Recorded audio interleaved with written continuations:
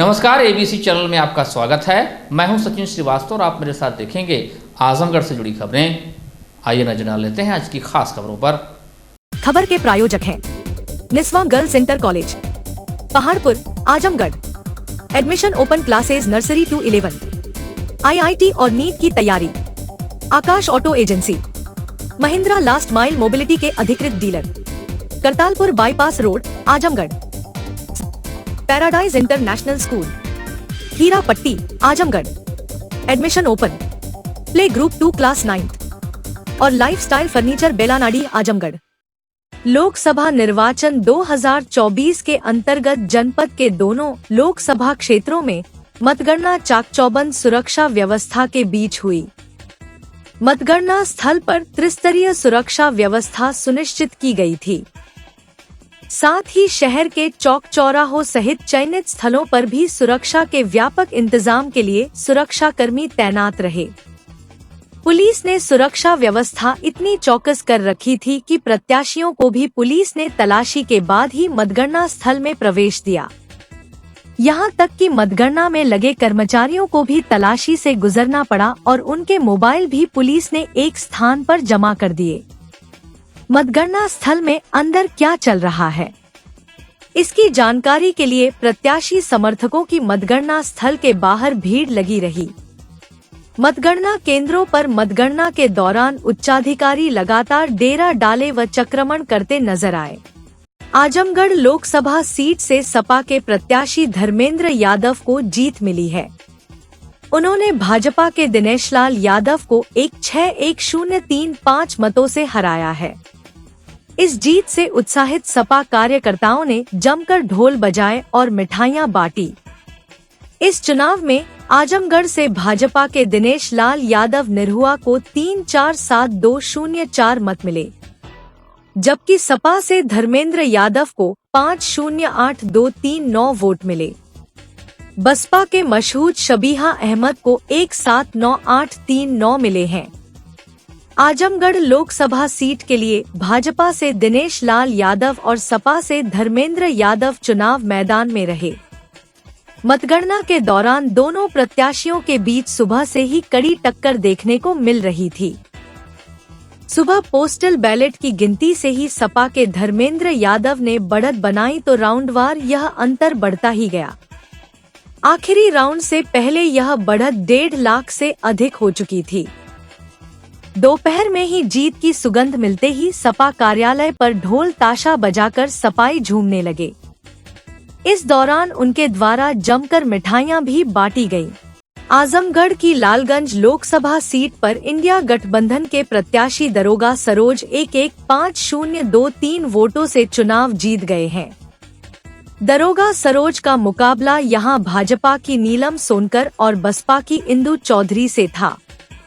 भाजपा की नीलम सोनकर को कुल 324,936 तो वही दरोगा सरोज को 439,959 मत प्राप्त हुए।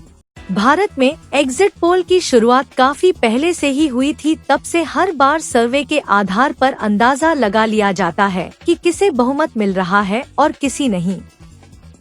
कभी कभी एग्जिट पोल सही तो कभी पूरी तरह फेल हो जाते हैं। ऐसा माना जाता है कि एग्जिट पोल से चुनाव परिणाम की तस्वीर साफ हो जाती है कि किस पार्टी को जनादेश मिल रहा है और कौन केंद्र की सत्ता पर काबिज होने वाला है। इस बार राष्ट्रीय स्तर पर जितने भी बड़े एग्जिट पोल कराए गए, असल परिणामों में वह पूरी तरह से फेल हो गए हैं। इन भविष्यवाणियों के बाद से ही इंडिया ब्लॉक की ओर से इसकी विश्वसनीयता पर सवाल उठाए जा रहे थे। इस बार जिस तरह से एग्जिट पोल के सारे अनुमान धाराशाही हुए हैं, उसके बाद इन एजेंसियों पर उंगलियां उठनी स्वाभाविक है। सवाल ये भी उठ रहे हैं कि क्या मतदान के बाद सर्वे करने के नाम पर ये एजेंसियां लोगों को गुमराह करने की कोशिश करती है, या इस तरह के पूर्वानुमानों के नाम पर किसी तरह का और भी कुछ चल रहा है। आइए इस मुद्दे पर सुनते हैं अपने जनपद के लोगों की बात। पहले कर रहे थे, आज पूरा समीकरण बिगड़ गया, क्या करना चाहिए? देखिए, एग्जिट पोल जो अनावश्यक रूप से जो बात कर रहा था और बीजेपी को प्रोत्साहित कर रहा था, क्योंकि ये जितनी भी पत्रकारिता लाइव से माने चल रहे हैं, वे सभी उन्हीं से चलते थे। तो उनको वो हतोत्साहित पहले न हो, उनके हौसले को बढ़ाने के लिए वो एग्जिट पोल था। और ये पहले ही हमारी पार्टी ने कह दिया था, राहुल गांधी ने कह दिया था कि ये सब बिल्कुल गलत है। हमें एग्जिट पोल को उस दिन, कल काउंटिंग होती है 4 तारीख को, हम एग्जिट पोल को फेल कर देंगे। और ये रिजल्ट आप सबके सामने है कि एग्जिट पोल जितने भी किए गए थे सब एनडीए को जिता रहे थे, एनडीए फेल हो गया। और आज जो है माने इंडिया जो है शरीयत में आम जनता की रुझान, आम जनता की पार्टी बन चुकी है। एग्जिट पोल तो एक भ्रम पैदा करने का एक तरीका है जनता के बीच में, कि हम भ्रम पैदा करें, जनता आपस में जो है उसी भ्रम में रहे। एग्जिट पोल का कोई मतलब नहीं रहता। इस जीत के बारे में क्या करना चाहिए? अब जीत मिली है जिसको, उसको बधाई। जो नेट टू नेट लड़ाई हुई है, मैं देश की महान जनता को धन्यवाद दूंगा कि देश की जनता ने बहुत जो भी फैसला लिया वो। अच्छा जी, आज एग्जिट पोल कुछ दिन पहले चल रहा था, आज क्या हुआ, क्या करना चाहिए? अब एग्जिट पोल तो 1500 लोगों से पूछ के रिजल्ट बताते हैं, कोई 10-20 हज़ार लोगों से तो पूछते नहीं। तो एग्जिट पोल तो यहाँ के बारे में तो ठीक ही था, एग्जिट पोल पहले से ही यही था। क्या यहाँ के बारे में क्या कहना? मतलब सदर सीट जीत रही है यहाँ से धर्मेंद्र की, और वहाँ दरोगा की पहले।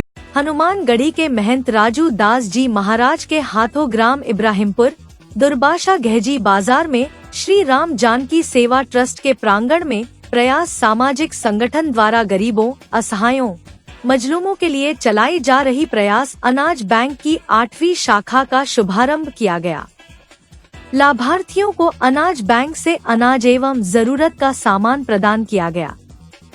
हनुमानगढ़ी के महंत श्री राजू दास जी महाराज ने बताया कि आज के युग में निस्वार्थ सेवा बहुत ही कठिन कार्य है। इस कार्य के लिए हम प्रयास संस्था के सभी साथियों को बधाई देते हैं तथा हनुमान जी से प्रार्थना करेंगे कि इन लोगों को और शक्ति प्रदान करें। उन्होंने कहा कि सेवा से बढ़कर कोई धर्म नहीं होता।